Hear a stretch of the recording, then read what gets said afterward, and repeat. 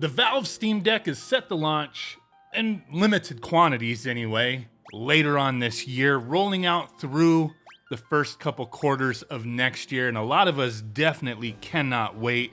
There's been a little bit of news here and there with certain things going on. I haven't talked about everything, but the one that I did find interesting was talking about how AMD and Valve are working together on increasing performance with this system. So if you're not aware, which I'm sure most of you guys are, Valve is using an AMD APU as the core of the Steam Deck.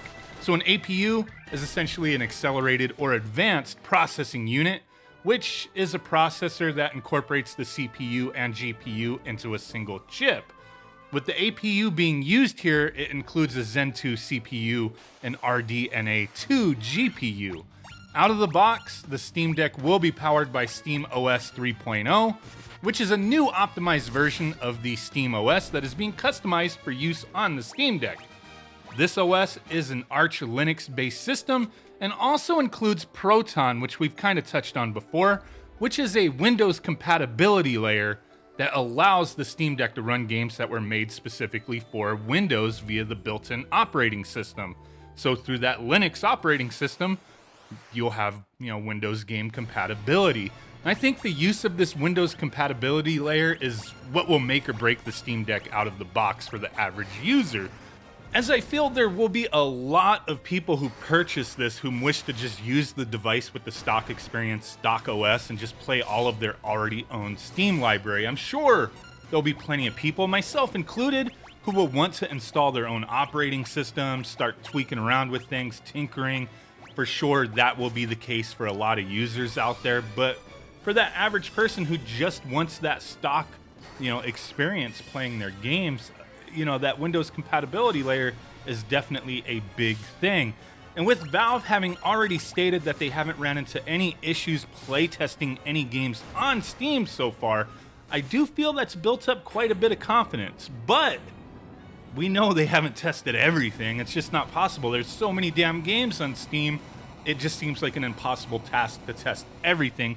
But from the looks of it, they've tested the majority of, like AAA titles, the most popular titles on Steam, that kind of thing. So definitely sounds really good until proven otherwise, right? But I feel that confidence is there for now anyway. But now we do have word that AMD and Valve are closely working together on improving the performance while running that SteamOS on the Steam Deck for games that will need the Windows compatibility layer to run. Essentially, they are working on fine-tuning the ACPI CPU frequency driver to improve power efficiency and performance for, these AMD devices.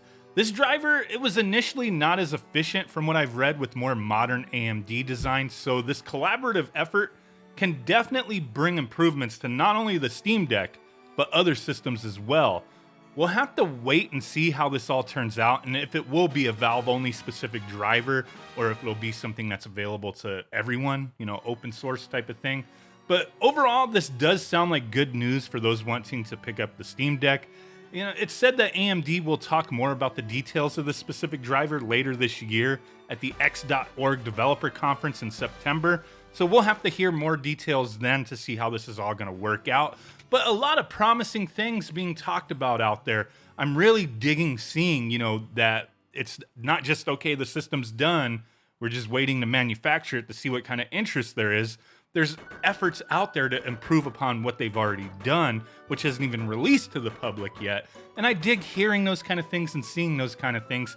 And ultimately, it'll have to wait until these things are in the public's hands to really, have a good idea on the performance, the efficiency of how these systems work. One of the biggest concerns I think people have out there is going to be the battery life. Not just the storage, which we've heavily talked about in the past, but that battery life is going to be a huge thing. And anything that can make the efficiency of the CPU better, improve upon the power and the performance, can be a good thing that winds up trickling down to battery life as well.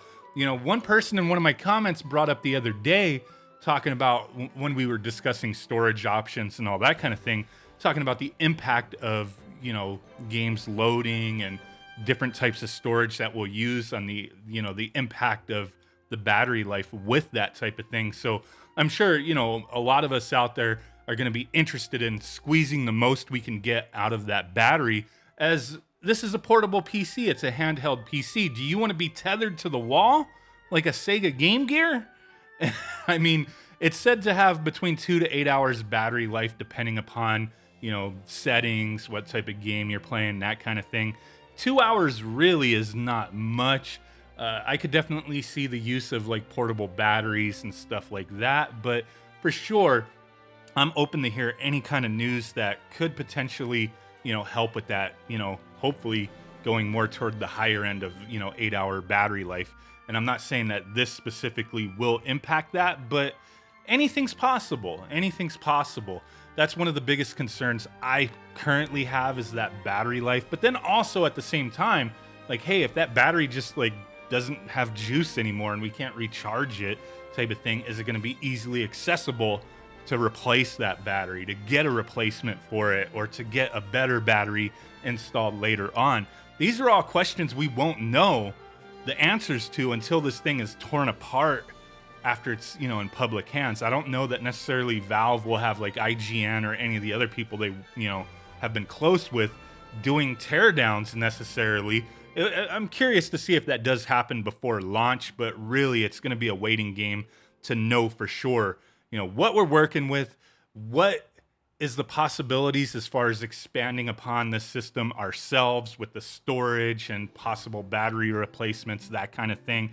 We'll just have to wait and see, but I'm really excited for this device to drop. I'm really looking forward to it. I have a few videos in the future that I'm already planning on doing, talking about the Steam Deck, and I can't wait to get it so I can actually do content with one in my hands.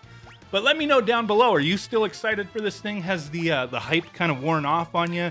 We still have some months to go before we even have to worry about possibly paying the full price for this thing, if you put in your $5 reservation.